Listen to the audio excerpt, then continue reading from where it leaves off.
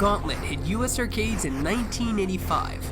The game was developed and published by Atari Games as well as US Gold. The game was designed by Ed Logg, who also helped develop Asteroids and Centipede.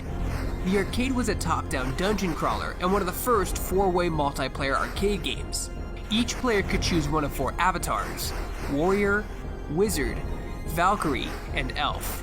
Each character brought one unique thing to the table. The Warrior did more damage point-blank attacking. Valkyrie took less damage from attacks, the Elf had the fastest movement, and the Wizard had the strongest magic. The goal of the game was to get the most points as possible by defeating enemies and picking up treasure. The game was different from other coin arcade games in many ways. The 4-player co-op was of course the biggest significance, however the way the game handled health was interesting. Rather than coins equaling the number of tries, each coin would net you 2,000 health by default. Your health would slowly drain down as you played or took damage from enemies.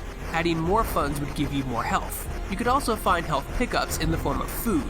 In fact, Gauntlet was one of the first games to use turkey as a universal symbol for health, which became a historic icon in the video game industry. However, the food could be destroyed if attacked, so you had to be careful. You could also find keys as pickups. These would allow you to open off blocked walls within the game. And lastly, potions could be found and stored. These could be activated on screen to kill enemies visible to you. It was also unique in the fact that Gauntlet didn't have any music, other than a few jingles and quick sound effects. The game had no soundtrack. The music you're hearing now is from Gauntlet Legends.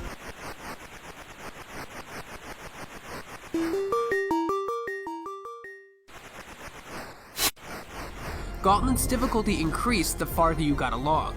There wasn't an end either. Levels would just cycle through and get harder and harder, and then eventually start to mirror other levels. Once you'd gotten toward the harder endgame levels, the game really opens up and starts to add puzzle elements on where to go and what to attack, adding some strategy to the game. Gauntlet also had voice work, and it was relatively new tech for Atari Games. But I, for one, can't really understand half of what the voice says without a list of voice lines provided by Google.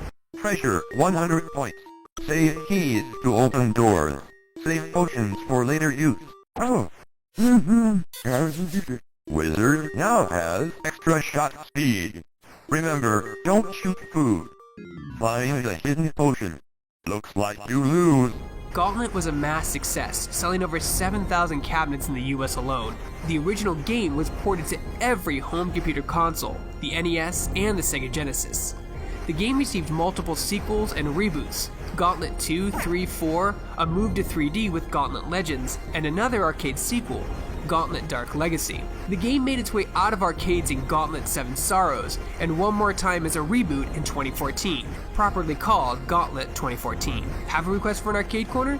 Tweet me and include #ArcadeCorner. For more videos like this and everything else gaming related, you're already in the right place. You're on ShackNews.com. Next time on Shaq's Arcade Corner.